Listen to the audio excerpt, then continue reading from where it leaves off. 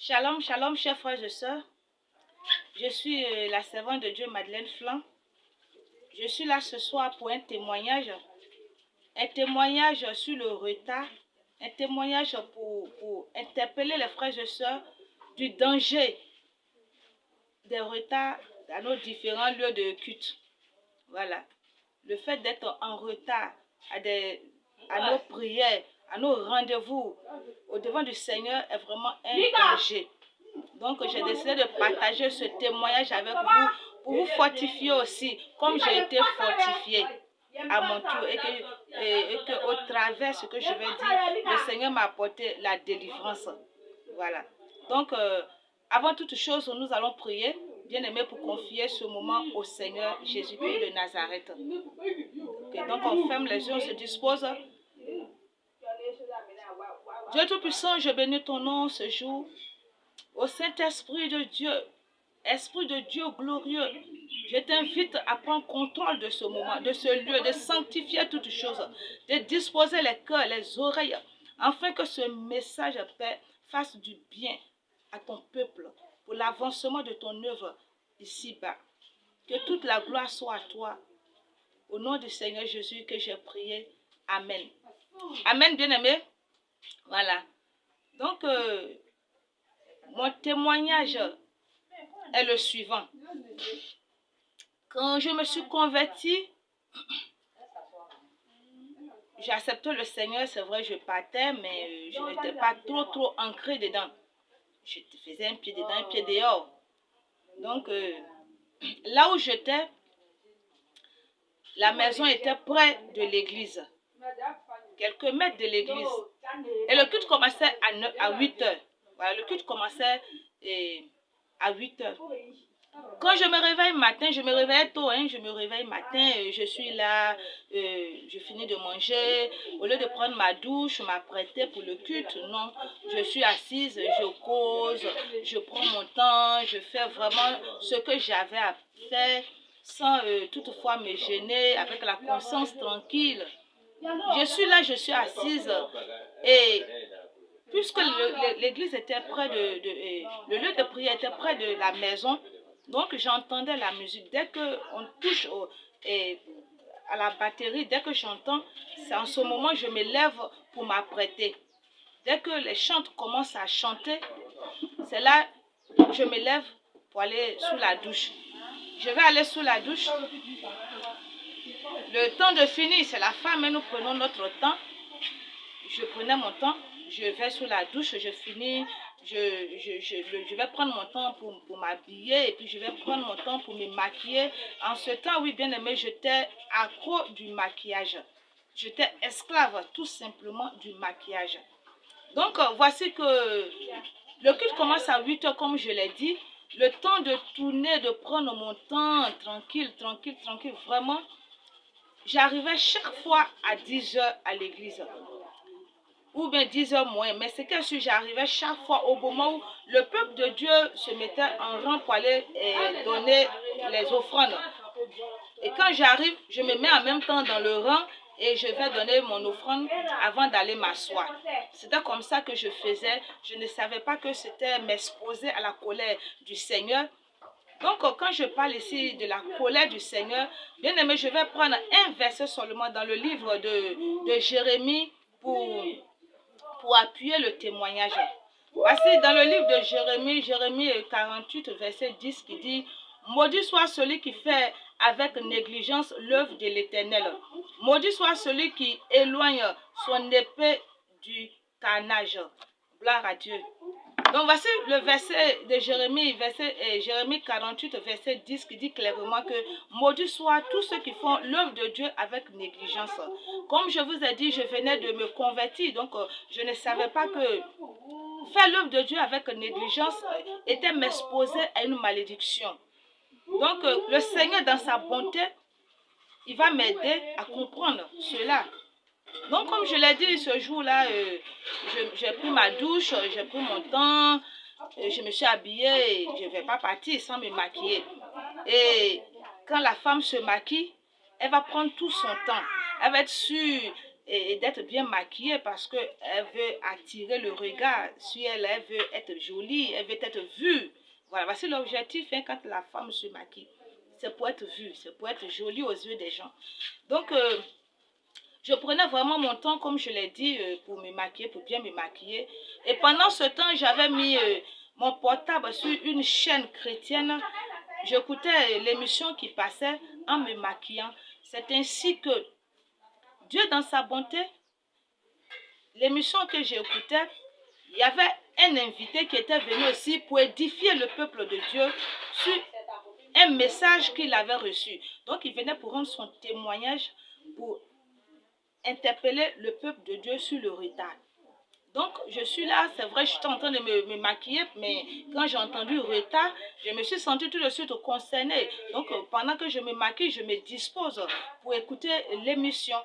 Donc, il va dire comme cela que il est sur le plateau pour interpréter. Donc, il va dire que lui, il prie dans un lieu de prière, il prie quelque part, et là-bas, le culte commence à 9 heures. Comme lui, d'une manière naturelle, il n'aime pas le retard. Voilà, quand il a un rendez-vous, il prend vraiment les choses au sérieux. Donc, le culte qui commence à 9 heures, lui, il arrive toujours à 9 heures moins pour être là dès que le culte commence. Mais il a vu que là où il avait décidé d'aller prier, et il arrive avant l'heure. Et quand il est 9 heures, l'église ne commence pas. Ils attendent qu'il y ait un certain nombre de fidèles d'abord avant de commencer. Donc ça veut dire que l'église se soumettait au bon vouloir des retardateurs. Ça veut dire que l'église cédait carrément aux caprices des retardateurs. Et quand ils atteignent un certain nombre qu'eux jugent bon, c'est là ils vont commencer le culte, ce qui n'était d'ailleurs pas bien. Donc ce frère qui avait l'habitude de venir à l'église à l'heure, voyant cela, il a décidé aussi d'en faire autant. Il s'est dit que de toute façon, quand je vais aller vite, je vais durer avant que le culte ne commence. Donc, il va se mettre aussi dans la danse. Au lieu d'emmener les autres à copier sur lui, le frère va basculer dans ce qui n'est pas bon. Donc, du coup, lui aussi, il va commencer à venir en retard au culte. Et un jour, il va avoir un songe. Et dans le songe, il était en retard pour le culte. Quand il arrivait au portail, il y avait 2 anges qui étaient arrêtés, qui avaient leur épée en main. Le portail étant déjà fermé, lui voulait forcer pour rentrer. Donc ils lui ont dit non, qu'il est en retard, qu'il ne pouvait pas rentrer. C'est là, d'après le frère, il dit qu'il a dit aux anges que non, mais d'habitude je viens, je suis en retard, je rentre. Et les anges lui ont dit non, tu crois que tu rentres. Vous qui venez en retard, vous croyez que vous rentrez. Mais dès qu'il est l'heure, on ferme le portail, on ferme la porte. Donc tous ceux qui viennent en retard là sont dehors. Maintenant, bien aimé, imagine, quand j'ai écouté cela, j'ai eu froid dans le dos. Je me suis dit, donc tout ce que je fais, je suis dehors. Donc, bien aimé, imaginez quelqu'un qui se plaît dans le retard, quelqu'un qui ne se gêne pas, qui a fait peut-être 1 an, 2 ans, 3 ans, en train de venir carrément en retard. Imagine, on te dit que cette personne, son culte n'est pas accepté parce qu'une fois il est l'heure, le culte les anges ferment la porte. Alors que nous faisons un constat aujourd'hui. Nous voyons que les parents que nous sommes, nous pressons nos enfants pour aller vite à l'école. Nous allons être sur leur dos, nous allons leur mettre la pression. Lève-toi vite, lave-toi vite, allez, dépêche-toi, prends vite ton petit déjeuner, habille-toi vite, allez cours pour ne pas être en retard pour l'école. Mais cette éducation-là, nous ne veillons pas à transmettre cela quand il s'agit de l'œuvre de Dieu. Nous pouvons amener nos enfants à savoir que aller au culte en retard est une chose qui n'est pas bien. Mais nous ne pouvons pas le faire puisque les parents même prennent le plaisir de traîner les pas. Donc, bien, mais vraiment, ce témoignage vient pour édifier les uns et les autres, interpeller chacun d'entre nous. Pour que de la même manière, nous mettons pression sur nos enfants concernant l'école. Faisons-en autant aussi concernant l'œuvre de Dieu, pour que nos enfants soient de bons chrétiens demain. Mais voyez qu'aujourd'hui, les parents même prennent le malin plaisir de traîner les pas. Surtout quand les mamans, les dimanches comme cela, en allant à leur rendez-vous de prière, elles vont prendre leur temps, elles vont traîner les pas, elles vont causer, surtout si elles sont en train de faire un commérage. Arrivées près de l'église, elles vont s'arrêter d'abord pour terminer ce qu'elles sont en train de dire. Elles vont finir d'abord avant de rentrer à l'église. C'est vraiment très très dangereux, bien aimé. Nous devons amener nos enfants. De la même manière, nous les pressons pour l'école, nous devons les amener à prendre conscience que ce n'est pas bien d'aller en retard à l'église. Maintenant, si nous-mêmes, nous trouvons bon de traîner les pas, nous sommes grands. Nous sommes conscients de ce que nous faisons, mais j'interpelle chacun d'entre nous à se ressaisir. Donc quand j'ai écouté ce témoignage ce jour-là, ça m'a tellement touché que, alors que l'église là où je partais prier vous assure que tout le monde se plaisait dans un retard, pas possible. Donc le dimanche qui a suivi, je me suis dit que je ne vais pas garder ce témoignage pour moi seul. Je vais venir et partager ça avec les frères et sœurs. J'ai rendu le témoignage. Et j'ai dit que moi, vraiment, j'ai décidé d'enlever mes pieds dans l'histoire du retard pour ne pas attirer la malédiction du Seigneur sur ma vie. Donc, j'ai rendu le témoignage, ça a fortifié les gens. Il y a quelques personnes qui se sont ressaisies, mais il y a d'autres qui ont repris leurs habitudes. Donc, voilà. Donc, je vous interpelle, frères et sœurs. J'ai vu que pour le boulot, nous programmons nos portables. S'il faut se lever à 3 heures du matin, à 4 heures du matin, à 5 heures, pour aller prendre nos marchandises, pour aller au cours, pour aller au boulot, nous le faisons pour ne pas être en retard. Mais quand il s'agit de l'œuvre de Dieu, nous déprogrammons nos portables. Ça veut dire que tu programmes ton portable pour te réveiller à 3 heures du matin. Tu peux programmer ton portable pour te réveiller à 4 heures du matin pour pouvoir prendre le bus, pour pouvoir prendre les municas appelés communément chez nous ici, le baka. Mais le samedi soir, tu vois que le chrétien, il va désactiver son portable, l'alarme, pour se réveiller tranquillement, pour prendre son temps tranquillement. Bien aimé, il s'agit de notre salut. Oui, il s'agit de notre salut. Ne jouons pas avec la parole de Dieu. Si toi qui m'écoutes, tu ne savais pas qu'en faisant l'œuvre de Dieu, tu t'exposes à la malédiction, maintenant je t'interpelle. Je t'interpelle. Le retard, le Seigneur n'aime pas ça. Le Seigneur n'aime pas le retard. Et il ne peut pas aimer. S'il sait que pour ton travail, tu fais tout pour ne pas être en retard. S'il sait que pour aller au cours, tu fais tout pour ne pas être en retard. Pour aller prendre ta marchandise, tu fais tout pour ne pas être en retard. Et lui, à son tour, le culte commence à 9 heures. Tu es en retard. À 8 heures, tu es en retard. Même à 10 heures, tu es en retard. C'est une négligence terrible. Bien aimé, ressaisissons-nous. Pendant qu'il a encore temps, ressaisissons-nous pour ne pas attirer la colère de Dieu sur notre vie. Vous me voyez, j'étais musulmane.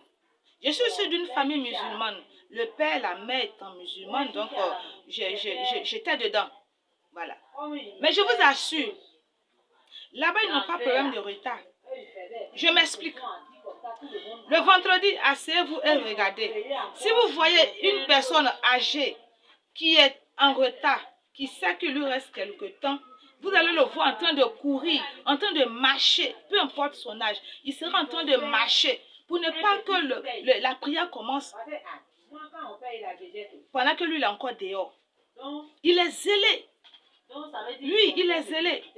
Je ne dis pas on. Je vous dis que j'étais musulmane. J'étais, vous voyez ceux qui se voilent. Oui, c'est ce qu'on faisait. Donc, il y a un zèle là-bas. Et toi, bien-aimé, toi qui as le salut, toi qui as le nom de Jésus, toi qui fais partie du peuple de Dieu, une nation sainte, n'attriste pas l'Esprit de Dieu dans ta vie. Bien-aimé, de la même manière, tu programmes ton portable pour ne pas être en retard à ton rendez-vous. Fais-en de même pour le Seigneur. Oui, fais-en de même pour le Seigneur. Donc, c'était un peu le témoignage que j'avais à vous donner. Et je vous demande, les frères et sœurs, à vous abonner à la chaîne TV, CNG TV, qui veut dire les citoyens de la Nouvelle Jérusalem. Si toi qui m'écoutes, tu crois que tu fais partie des citoyens de la Nouvelle Jérusalem, abonne-toi à cette chaîne pour que ensemble nous puissions nous édifier, nous puissions nous exalter. Voilà, si tu as des témoignages pour édifier le peuple de Dieu, si tu as même des vidéos de louanges, pourquoi pas, puisque le Seigneur siège dans la louange et l'adoration de son peuple. Si tu as des moments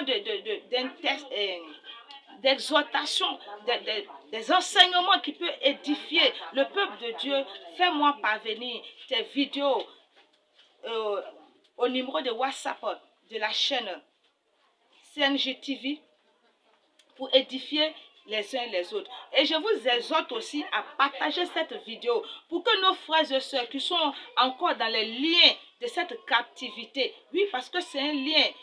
Le diable sait que en faisant ça, tu attires la colère de Dieu sur ta vie. Donc, il va te pousser à te plaire dedans. Donc, bien aimé, je vous interpelle, je vous demande de partager cette vidéo pour que nos frères et sœurs qui sont encore dans ces liens et soient délivrés en écoutant cela.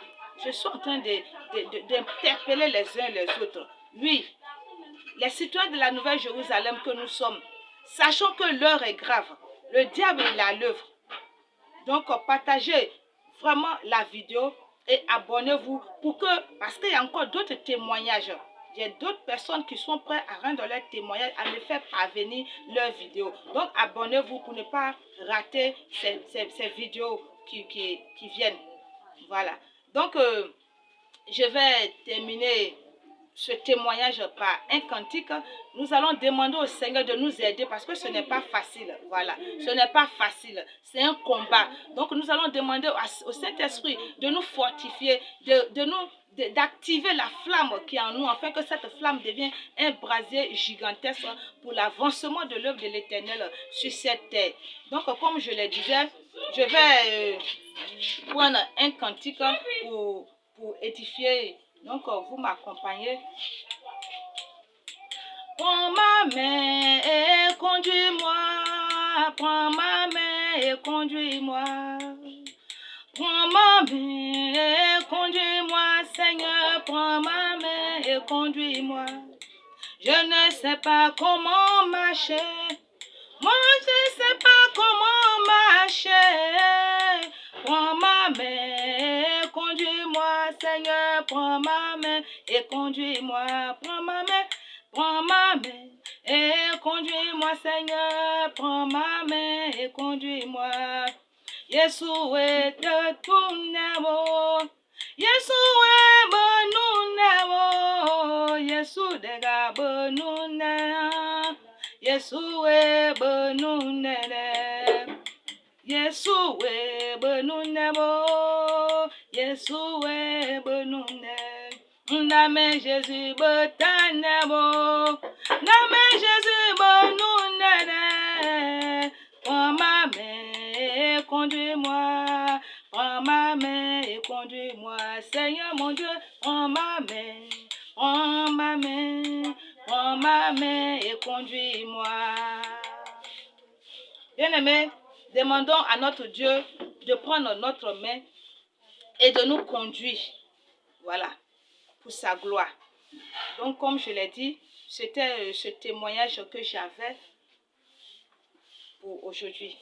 Vraiment, que le Seigneur nous garde, que le Seigneur nous maintienne dans son amour, que son feu nous barricade, que son sang nous couvre et nous rend invisibles aux flèches de l'ennemi. Allez, amen. Ciao, ciao. À la prochaine.